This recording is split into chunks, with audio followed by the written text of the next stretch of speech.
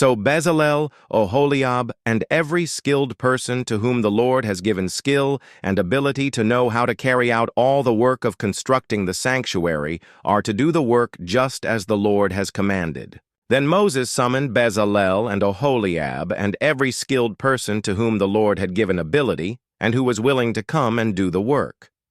They received from Moses all the offerings the Israelites had brought to carry out the work of constructing the sanctuary. And the people continued to bring freewill offerings morning after morning.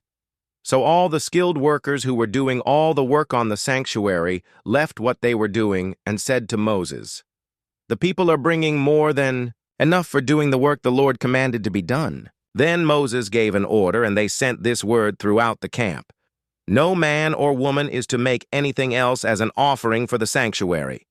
And so the people were restrained from bringing more, because what they already had was more than enough to do all the work.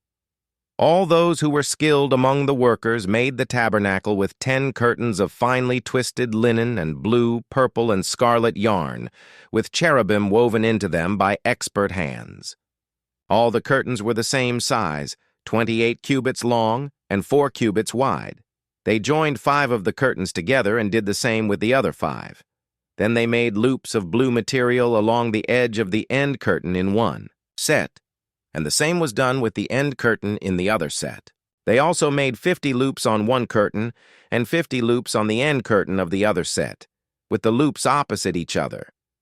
Then they made 50 gold clasps and used them to fasten the 2 sets of curtains together so that the tabernacle was a unit.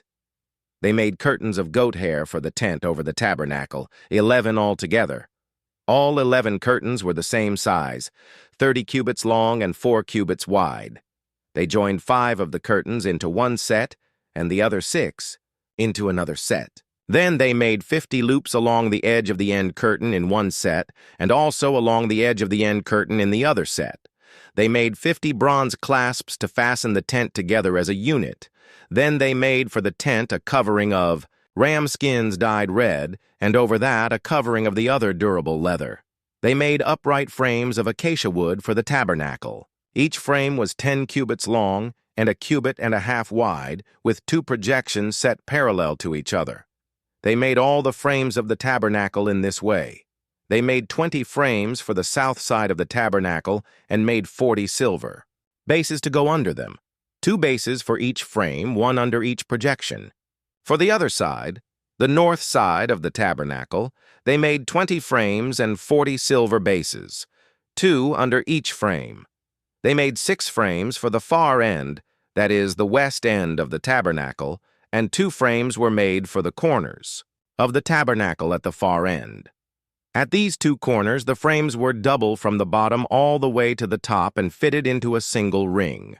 Both were made alike, so there were 8 frames and 16 silver bases, 2 under each frame.